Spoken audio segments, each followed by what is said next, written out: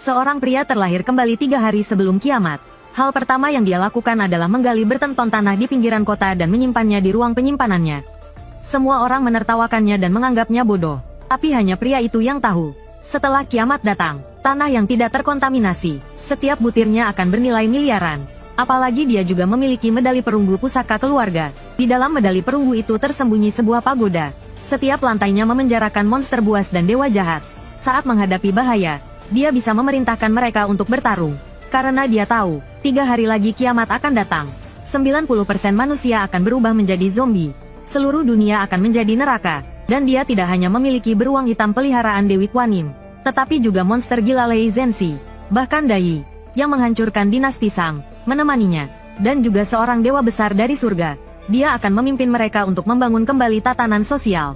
Tapi dia tidak pernah bisa melupakan pengkhianatan sahabat dan pacarnya di kehidupan sebelumnya.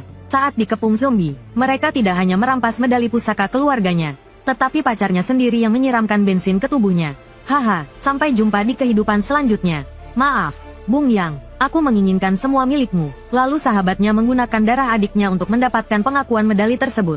Bukankah kau suka api? Maka lenyaplah dalam api. Setelah mengatakan itu, dia melemparkan korek api.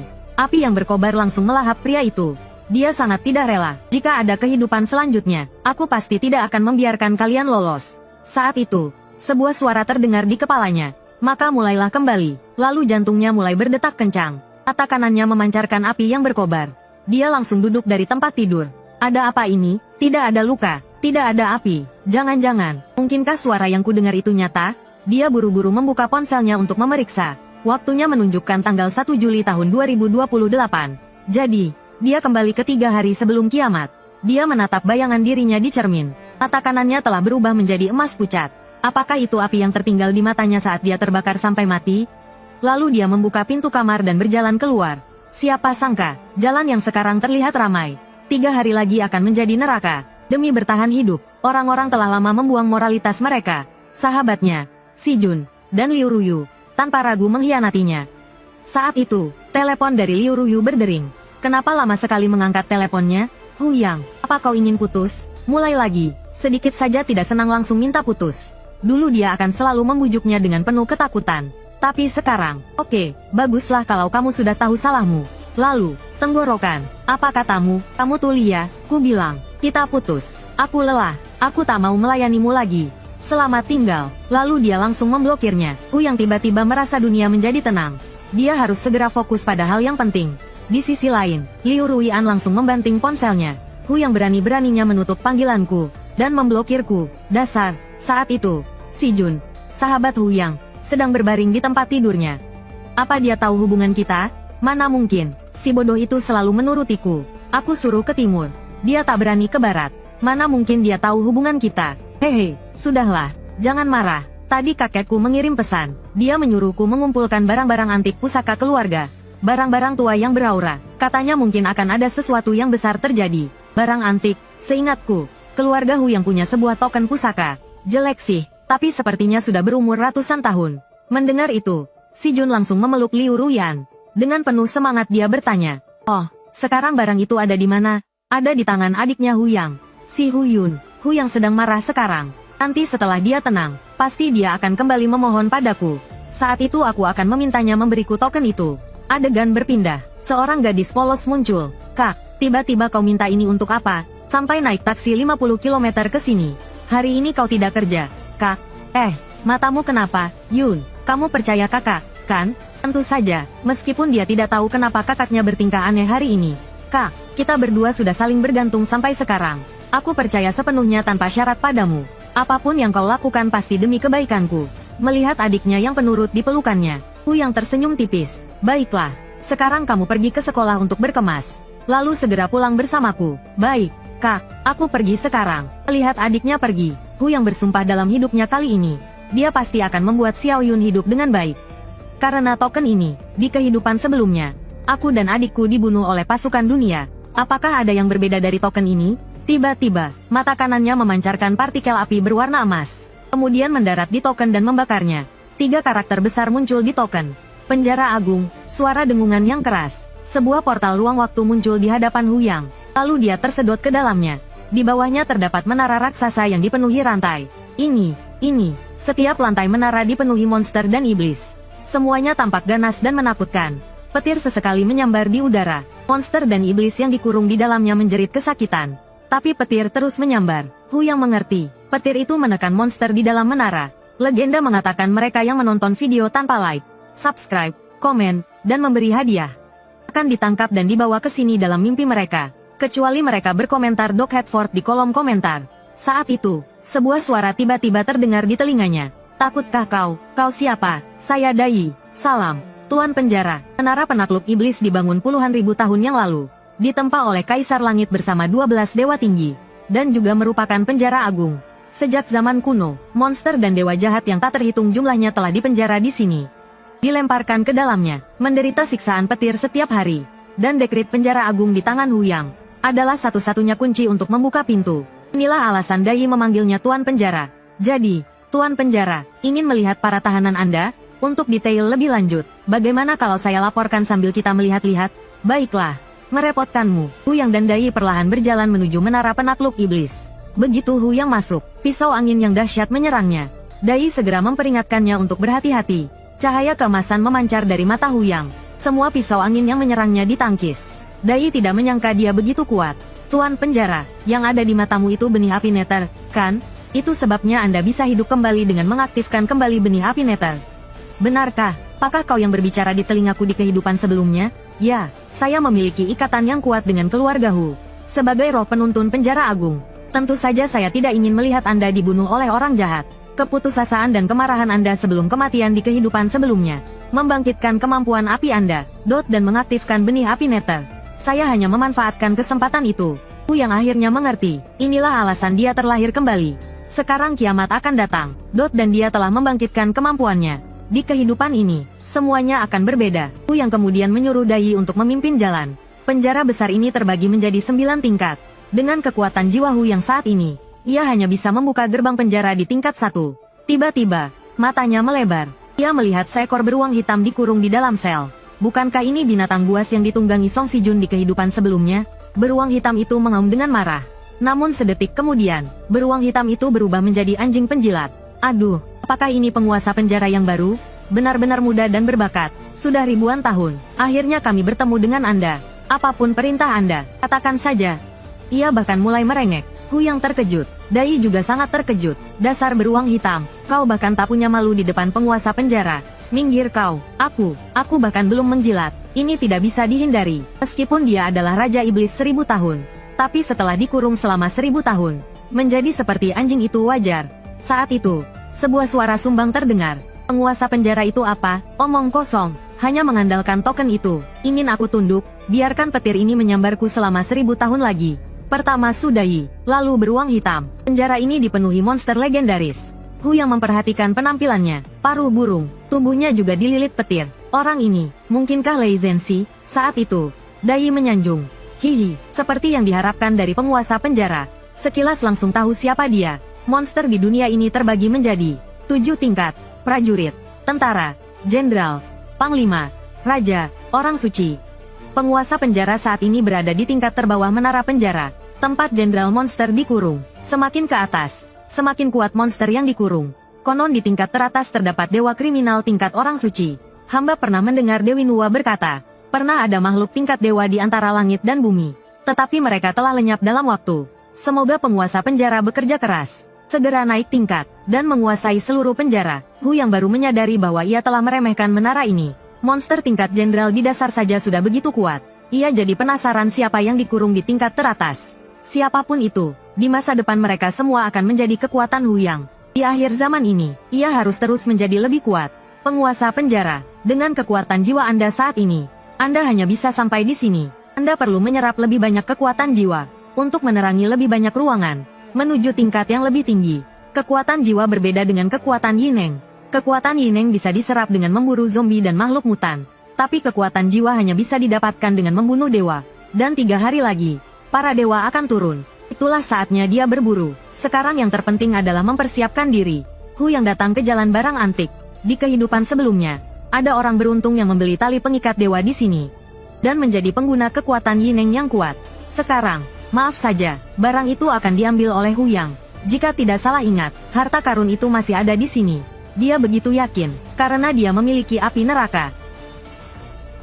Sementara itu, ayah Song Si-jun datang ke sini bersama seorang ahli appraisal. Bukankah itu Huyang? Kenapa dia ada di sini? Si-jun, kamu harus ingat, teman yang kamu pilih harus bermanfaat bagimu. Mengerti? Tenang saja, ayah. Huyang itu orang bodoh yang mementingkan kesetiaan. Mudah ditipu. Ada apa, Tuan Song? Tidak ada apa-apa. Saya melihat seorang kenalan. Tuan Huang, mari kita cari barang antiknya dulu. Semua bergantung pada penilaian Anda. Tenang saja, Tuan Song. Hanya ini kemampuan saya. Sayangnya, kebanyakan di sini hanyalah kerajinan tangan. Beberapa hari yang lalu, setelah sembahyang di rumah leluhur, saya terus bermimpi dinasihati oleh leluhur untuk mencari barang-barang antik. Lebih baik percaya daripada tidak. Tidak boleh tidak percaya. Hari ini saya secara khusus mengundang Anda ke sini. Harus berhasil. Tiba-tiba, mata Tuan Huang tertuju pada sebuah labu. Ketemu, itu dia. Tapi Hu yang lebih dulu mengambil labu itu. Tuan Huang merasa ada yang tidak beres. Melihat itu, pemilik toko senang sekali. Hahaha, ada ikan lagi. Labu ini dari dinasti Ming. Harganya setidaknya segini. 10.000. 10.000, cuma segini. Terlalu mahal. Coba saya lihat. Tapi tangan Hu yang memegang tali merahnya. Lihat. Bos, ini retak, dan ditutupi dengan tali usang. Menurut saya, ini cuma kerajinan tangan, paling banter 100. Mendengar itu, si pemilik langsung merebut labu tersebut. 100 yuan, pergi sana, jangan ganggu aku berjualan. Melihat itu, Pak Tua Huang sangat senang. Tuan, bolehkah aku melihatnya? Hu yang tidak menyangka barang itu bisa didapat semudah ini.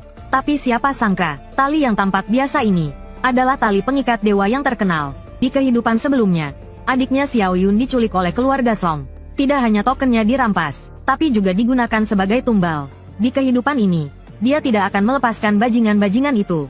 Labu ini memiliki aura spiritual yang samar. Barang antik, Tuan. Labu ini. Sebelum dia selesai berbicara, suara Hu yang terdengar di belakangnya. Paman Song, ternyata Anda, saya pikir saya pernah melihat Anda sebelumnya. Anda juga datang ke jalan barang antik? Hu Yang, tidak kusangka kau juga tertarik pada barang antik. Ngomong-ngomong, ku dengar dari Si Jun kalau keluargamu punya barang antik. Nanti aku ingin mengobrol denganmu.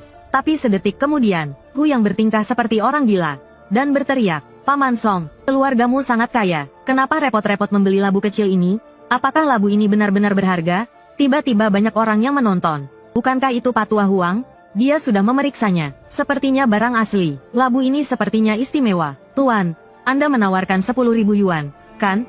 Saya tawar 12.000. Saya tawar 20.000. Kami yang datang duluan. Jangan menaikkan harga sembarangan. Si pemilik terkekeh. Anda kan belum menawar. Penawar tertinggi yang menang. Baiklah, 50.000. Saya ambil. Akhirnya, Pak Tua Song terpaksa membayar 170.000 yuan.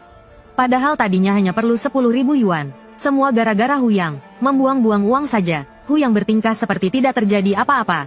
Paman Song, Anda tadi bilang, penasaran dengan barang antik keluarga saya. Ku dengar dari Si Jun, Anda punya token keluarga. Bolehkah Paman melihatnya? Hu yang tersenyum polos. Tentu saja, mata Pak Tua Huang langsung berbinar. Harta ini, bolehkah aku melihatnya? Tidak bisa. Ini pusaka keluarga. Mana mungkin aku sembarangan menunjukkannya padamu? Xiao Yang, kamu dekat dengan Si Jun. Tunjukkan saja pada Paman. Si Jun, maaf, aku tidak mengenalnya. Kalau tidak ada apa-apa, aku pergi dulu.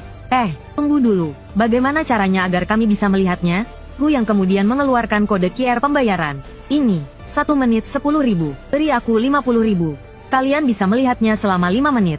Kamu serius? Tentu saja, kalau tidak scan, aku pergi. Lao Song menggertakkan giginya. Baiklah, aku bayar. Setelah menerima uang, Hu yang melemparkan token itu ke Lao Huang, dan membiarkan mereka memeriksanya. Dia sendiri mulai berbelanja gila-gilaan. Lagi pula, yang terpenting di akhir zaman adalah persediaan.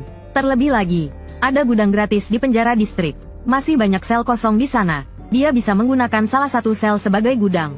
Jieji sekarang mulai menunjukkan nilainya. Barang apapun yang dimasukkan ke dalamnya akan tetap sama. Makhluk hidup juga bisa. Hua Jing dan yang lainnya adalah makhluk hidup. Tapi dia ingin makan ayam. Hu yang memijat dahinya. Rubah makan ayam. Wajar saja. Sekarang dia hanya membeli, dan membeli. Selama itu bisa dimakan, dia membelinya. Orang yang tidak tahu akan mengira dia akan membuka peternakan. Ponselnya segera memberitahu bahwa saldonya tidak mencukupi. Sudah selesai melihatnya, 5 menit sudah habis. Mau tambah waktu? Xiao Yang, bisakah token ini dijual padaku? Ini, tentu saja bisa. Berapa harganya? 10 juta. Keduanya tercengang mendengarnya. 10 juta, kenapa, Paman Song? Token ini telah diwariskan selama ribuan tahun. Benar-benar barang antik, 10 juta tidak mahal. Jika Anda tidak ingin membelinya, aku pergi dulu ya, Tuan Song. Token itu memang barang antik. Nilainya setidaknya 500 ribu. Dia memasang harga yang sangat tinggi. Haruskah kita mencoba menawarnya? Menurutku, membelinya dengan 100 ribu seharusnya bukan masalah. Lao Huang, kerja keras hari ini. Silakan pulang dulu. Kemudian orang tua ini mengeluarkan teleponnya. Si Jun, bawa beberapa orangmu dan segera bertindak. Temukan Huyang dan adiknya. Bawa mereka dan token itu kembali. Bocah kurang ajar, berani memintaku. Leluhurku datang dalam mimpi. Selain mencari artefak kuno, dia juga memintaku menyiapkan darah gadis untuk ritual pengorbanan. Sebelumnya aku masih ragu, tapi kau sendiri yang cari mati. Maka jangan salahkan aku. Tanpa sepengetahuannya, Huyang sudah mengetahui semuanya. Hehe, sudah berniat membunuhku. Ya, bagus. Aku khawatir kalian tidak berani bertindak. Sayang sekali, tidak mendapatkan lebih banyak uang darinya. Tapi jangan khawatir, hutang harus dibayar satu persatu. Tak lama kemudian, adiknya keluar setelah membereskan barang bawaannya. Huyang mengambil barang bawaan itu. Ayo, kita pulang. Saat itu, wali kelas Huyun mengejar mereka. Astaga, dia memakai stoking jala. Bu Guru Bai, kenapa kau kemari? Kau masih bertanya, Xiao Yun, kenapa kau tiba-tiba meninggalkan sekolah? Kau tahu besok ada ujian penting, kan? Ini menyangkut masa depanmu. Bu Guru Bai, aku yang menyuruh Xiao Yun pulang bersamaku. Maaf, dia perlu cuti sekolah sementara. Wajah guru itu tampak sedikit kesal mendengarnya. Kau kakaknya, Xiao Yun adalah siswi terbaik di kelasku. Ku dengar orang tuanya sudah meninggal dan dibesarkan oleh kakaknya. Kukira kakaknya orang yang bijaksana. Ternyata sembrono begini. Aku wali kelas Xiao Yun. Aku tidak setuju kau menyuruhnya cuti sekolah. Masa depannya cerah. Seharusnya tidak dirusak seperti ini. Tidak seheboh itu, kan? Hanya pulang untuk mengurus beberapa hal. Wali kelasnya mulai bersikap keras kepala. Ada urusan apa yang begitu penting? Bumi belum kiamat. Sekolah tidak boleh berhenti. Mendengar kalimat ini, mereka semua tertegun. Intinya, murid harus. Baiklah, Bu Guru Bai. Terima kasih. Kau benar-benar guru yang baik. Jadi, sebagai ucapan terima kasih, ku berikan saran untukmu. Setelah pulang, timbunlah banyak makanan dan air, serta obat-obatan dan senjata. Yang terpenting, siapkan banyak persediaan. Mungkin bisa membantu melewati masa sulit ini. Guru itu tampak kebingungan mendengarnya.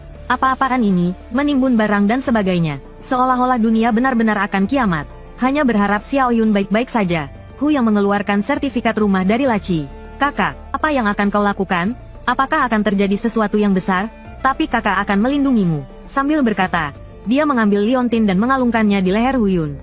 Pakailah ini, aku akan keluar sebentar. Siapapun yang mengetuk pintu, jangan dibuka. Baik, kalau begitu aku akan masak dulu. Pulanglah cepat untuk makan. Liontin itu ada pada adiknya. Dia bisa merasakan keadaan adiknya kapan saja. Prioritas utama sekarang adalah mencari uang. Hu yang baru saja keluar dari lift. Dia mendengar Liu Ruyu sedang menelepon di sudut. Apa? Hu Yun tidak ada di sekolah? Kalau begitu kalian datang saja dulu ke rumah Hu Yang. Biksu boleh lari. Kuilnya tetap di situ. Baik, kau tenangkan dia dulu. Aku segera sampai. Hehehe, Hu Yang, kangen aku tidak? Si Jun bilang ingin mengajakmu makan malam. Sebentar lagi akan datang. Hu Yang langsung menepisnya. Hei, Hu Yang, apa maksudmu? Jangan bilang kau benar-benar ingin putus denganku. Jangan ngambek, aku tahu kau cemburu. Bukankah aku sudah datang menemuimu? Hu Yang menepisnya lagi. Maaf, memikirkan bahwa aku pernah menjadi pacarmu saja membuatku jijik. Tolong jauhi aku. Oke, kau, jangan jual mahal. Aduh, muka siapa yang jatuh ke tanah?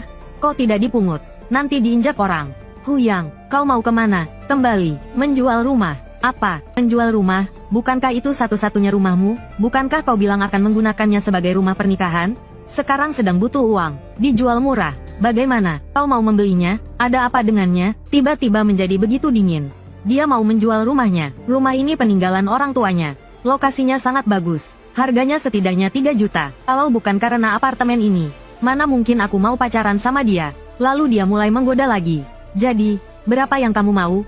Harga pas. 1 juta, semurah itu. Jangan-jangan dia bermasalah dan jual apartemen buat bayar utang? Katakan saja, mau atau tidak. Kalau tidak, aku cari agen properti saja. Untung besar begini, aku juga mau ambil. Mau, tentu saja mau. Hanya saja sekarang aku tidak punya uang sebanyak itu. Bisa ku kasih 300 ribu dulu? Sisanya bisa dicicil. Siapa yang mau cicilan sama kamu? Mbak, anggap aku orang bodoh. 1 juta tunai, sedikit pun tak boleh kurang. Liu Ruyuan berpikir. Toh sebentar lagi si Jun akan datang mencarinya. Yang pasti tamat. 1 juta itu hanya numpang lewat tangannya saja. Yang terpenting sekarang adalah membujuknya untuk mengurus balik nama apartemen dulu. Baiklah. 1 juta ya 1 juta. Sekarang kita pergi ke kantor pertanahan. Bu, tenang saja. Aku hanya beli apartemen. Dapat untung besar. Sebentar lagi uangnya akan kembali. Kau ini, pacaran dengan Huyang. Tapi apartemennya masih harus kau beli sendiri darinya. Ini semua tabungan kita loh. Iya, cepat transfer semua uangnya. Sebentar lagi dia akan lenyap selamanya. Sudah belum? Aku tanda tangan kalau uangnya sudah lunas. Sudah, aku transfer sekarang. Takutnya kau tak sempat menikmatinya. Keduanya sama-sama punya niat tersembunyi. Saat kiamat tiba, apartemen ini tak akan berharga. Dan kalian yang kehilangan 1 juta akan benar-benar kehilangan kesempatan terakhir untuk bertahan hidup. Melihat sertifikat di tangannya, Liu Ruyuan tertawa terbahak-bahak. Haha, aku senang sekali. Huyang, ayo, ke rumahmu. Kita rayakan. Memang harus dirayakan. Saat ini, Song Sijun sedang membawa beberapa orang dengan tongkat berjalan di gang. Aku baru saja mencari tahu, Huyang sudah membawa Huyun pulang sore ini. Sebelum dia pulang, kita naik dulu dan berbicara dengan adiknya. Saat ini, Huyun yang tak tahu apa-apa sedang memotong sayuran. Liontin di lehernya memancarkan cahaya merah redup. Song Sijun dan yang lainnya segera tiba di depan pintunya. Semua orang tersenyum jahat. Huyun, buka pintunya cepat. Ini aku, Kak Sijun. Kak Sijun, Huyun tampak bingung. Kak Sijun, kenapa kau datang? Kakakku tidak di rumah. Melihat melalui lubang intip, Song Sijun juga menyeringai jahat. Tidak di rumah. Ya, aku tahu. Dia pergi membeli bahan hotpot. Biarkan aku masuk dulu. Buka pintunya cepat. Di luar panas sekali. Huyun hendak membuka pintu. Tapi langsung teringat perkataan kakaknya. Siapapun yang datang, jangan buka pintu. Dia pun mundur beberapa langkah. Kak Sijun, tunggu saja sampai kakakku pulang. Mendengar itu, Song Sijun langsung menggedor pintu. Serius, Huyun, kau waspada padaku, kau membuatku sakit hati. Buka pintunya, jelaskan pada Kak Sijun. Apapun yang dia katakan, Huyun tidak akan membukakan pintu. Song Sijun berbalik dan menyuruh anak buahnya mengambil alat. Tenang saja, Kak Sijun, kami sudah lama di jalanan. Membuka pintu kecil ini mudah saja. Huyun, token itu ada padamu, kan? Iya, kakakku memakaikannya padaku. Tapi dia tidak menyadari, gagang pintu sudah mulai berputar. Bagus, kalau begitu aku tenang. Brak, pintu didobrak. Sekelompok orang menyerbu ke arahnya. Orang yang memimpin langsung meraih tangan kecil Huyun. Bukankah lebih mudah kalau kau membukanya saja dari tadi? Gadis nakal. Song Sijun menyambar token di leher Huyun. Inikah barang antik yang ayahku inginkan? Hehe, sekarang Huyun dan tokennya ada di tanganku. Nanti aku akan membuatnya berlutut dan meminta maaf pada kakek. Kak Sijun, kenapa? Bukankah kau teman baik kakakku? Song Sijun menyeringai jahat. Kau tahu kenapa aku dan kakakmu begitu dekat? Karena dia orang bodoh. Dia sepenuhnya percaya setiap kata yang kukatakan. Aku punya banyak rahasia gelap. Jika terbongkar, aku perlu kambing hitam, kan? Huyun tampak tidak percaya. Bagaimana mungkin? Dan, kalau bukan karena Huyang, mana mungkin aku kenal Ruyan? Dia sangat menggoda. Lepaskan aku. Begitu dia selesai bicara, dia ditampar dengan keras. Set, pelan-pelan. Adik kecil Yun, kalau kau teriak lagi, aku sumpal mulutmu pakai kaos kaki bau. Hahaha, Kak Sijun, kau jenius sekali. Gadis kecil ini sudah dewasa belum? Kalau itu, kau bisa periksa sendiri. Masih banyak waktu. Saat mereka sedang asyik, mereka tidak tahu bahwa bencana akan segera datang. Pernahkah kalian mendengar tentang pesta pora? Tuan-tuan sekalian, tiba-tiba muncul cahaya terang di atas kepala mereka. Cahaya itu begitu menyilaukan hingga mereka tidak bisa membuka mata. Detik berikutnya, hal aneh terjadi. Mereka mendapati diri mereka berada di pesta kolam renang. Masing-masing ditemani wanita cantik. Tuan, hamba akan melayani Anda. Song Sijun sangat gembira mendengarnya. Hahaha, surga, ini surga. Para wanita cantik mulai memotong daging sapi mentah. Yang mulia, hamba akan memanggang daging untuk Anda. Cantik, apa aku sedang bermimpi? Detik berikutnya, mata para wanita cantik itu berubah menjadi merah. Sayangnya, Song Sijun yang dibutakan nafsu tidak menyadarinya. Yang mulia, apakah daging ini enak? Enak sekali. Baguslah. Memang, Yang Mulia paling cocok makan dagingnya sendiri. Paling sesuai selera. Mendengar itu, mereka langsung ketakutan. Apa? Mereka baru sadar. Ini darah. Jantungku. Ini bukan pesta pora. Ini jelas neraka. Saat itu, Dai menunjukkan wujud aslinya. Apakah Yang Mulia tidak puas dengan menunya? Hati bigan, daging boyi, dan mata para menteri setia. Yang Mulia ingin makan yang mana? Mereka semua berteriak kesakitan di tanah dengan berbagai pose. Jelas mereka sangat ketakutan oleh ilusi itu. Huyun sama sekali tidak tahu apa yang terjadi. Ada hantu. Diam. Hantu dari mana? Hanya menggertak saja. Kita semua pernah membunuh orang. Masih takut juga? Sialan. Apa token ini ada yang aneh? Kalau berani, bunuh saja aku. Token sialan, dari dalam sampai luar. Sampah semua. Barang rongsokan apa ini? Tapi sedetik kemudian, sebuah cakar ungu muncul di permukaan token. Tiba-tiba cakar itu menjulur keluar, menggores sedikit darah di wajah Song Sijun. Kalau rambutnya merah, banyak orang mungkin mengira Sangs dari One Piece tiba-tiba muncul. Kemudian token itu jatuh ke tanah. Saat itu, Huyang tiba. Dia segera mengambil token itu. Ramai sekali. Mendengar itu, mereka semua terkejut. Sijun, kau kenapa? Kau baik-baik saja? Itu token siluman. Token itu barang berharga. Jangan biarkan dia lolos. Tangkap dia, Kak. Hati-hati. Jangan takut. Kita lebih banyak. Mereka mengayunkan tongkat baseball ke arah Huyang. Penjara. Energi jiwa token itu baru saja habis. Ini semua salah Lei Zhenxi. Dia bersikeras untuk mengeluarkan cakar itu. Kalau tidak, aku masih bisa mengendalikan mereka sebentar lagi. Hei Xiong merasa sangat sedih mendengarnya. Aku bahkan belum sempat tampil. Huyang pun ikut berkomentar. Dengan tubuh sebesar itu, gedung ini pasti akan runtuh kalau kau tampil. Untuk urusan kecil seperti ini, kalian tidak perlu turun tangan. Aku juga ingin mencoba kekuatan baruku. Boom! Semburan api besar menerjang mereka. Mereka langsung menjerit kesakitan karena terbakar. Apa ini? Panas sekali. Cepat padamkan tanganku. Song Sijun dan Liu Ruyan tercengang melihat pemandangan ini. Apa yang terjadi? Huyang, kau bisa sihir? Jangan mendekat. Huyang, Sijun itu teman baikmu. Kau harus menghargai persahabatan lama kalian. Entah bagaimana Liu Ruyan bisa mengatakan itu. Menghargai persahabatan lama, kalian datang ke rumahku untuk menyandera adikku. Dan merampas tokenku. Dan kau, Liu Ruyan, wanita menjijikkan. Ikut bermain sandiwara juga. Aku sampai mau muntah. Sekarang kau minta aku menghargai persahabatan lama? Kau yang gila atau aku? Kenapa kau bisa bicara seolah-olah kau benar? Huyang, aku tidak tahu apa yang kau bicarakan. Ini semua salah paham. Ruyan, bukankah kau pacarnya? Bujuk dia. Kalian akan segera menikah. Nanti aku akan jadi pendamping prianya. Tapi sambil bicara, diam-diam dia mengeluarkan pistol. Benar, Huyang, bukankah kau ingin menikah denganku?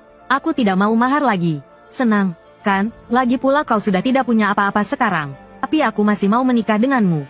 Beritahu aku alasan dibalik kekuatanmu ini. Ya, aku akan selalu mencintaimu. Kaisar Ruyan memang Kaisar Ruyan. Sampai saat ini masih memperhitungkan Huyang. Sayang dia salah perhitungan. Saat ini Song Sijun sudah mengacungkan pistol ke arahnya. Mati kau. Api berkobar di mata Huyang. Song Sijun langsung terlempar. Ku juga pernah berpikir, mengapa aku membangkitkan kekuatan api? Sekarang aku akhirnya mengerti. Mungkin karena di dunia ini, terlalu banyak hal kotor seperti kalian. Jadi, aku ingin membakar semuanya sampai bersih. Aula leluhur keluarga Song. Keturunan yang tidak berbakti sedang bersembahyang. Leluhur di atas. Keturunanmu, Song Tian, memohon agar leluhur melindungi keluarga Song. Memberikan cuaca yang baik, dan kemajuan yang pesat. Detik berikutnya, sebuah tablet roh memancarkan cahaya merah yang aneh. Artefak spiritual, darah gadis, persembahan, bantu aku, turun. Baik, leluhur, jangan khawatir, keturunanmu akan segera mempersembahkan sisanya. 3 hari, kiamat, bersiaplah segera. Kiamat dalam 3 hari, Song Tian terkejut mendengarnya. Apakah maksud leluhur? Kemarilah, segera beli air dan makanan dalam jumlah besar. Cepat, jika dugaanku benar, kiamat mungkin akan segera datang. Suruh Sijun segera membawa orang itu ke sini. Kita harus segera melakukan persembahan. Saat itu, pintu ditendang terbuka. Tidak perlu repot, aku datang sendiri. Dan yang terbaring di depan Huyang adalah Song Sijun. Kurang ajar, apa yang kau lakukan? Berani-beraninya kau masuk ke aula leluhur keluarga Song. Kau pikir ini tempat apa? Habisi dia. Menghadapi kerumunan yang menyerbu, Huyang berjalan tenang ke arah mereka. Dia menutup matanya rapat-rapat. Tiba-tiba, kedua matanya terbuka lebar. Cahaya keemasan memancar dari mata kanannya. Titik merah muncul di dahi dan dada semua orang. Gerakan mereka tampak seperti gerakan lambat di mata Huyang, dikombinasikan dengan kecepatan Huyang yang ekstrim. Mereka seperti target diam yang dipukuli Huyang. Dalam sekejap, Huyang sudah berada di depan Song Tian. Paman Song, halo. Song Tian agak ketakutan. Kau cari mati.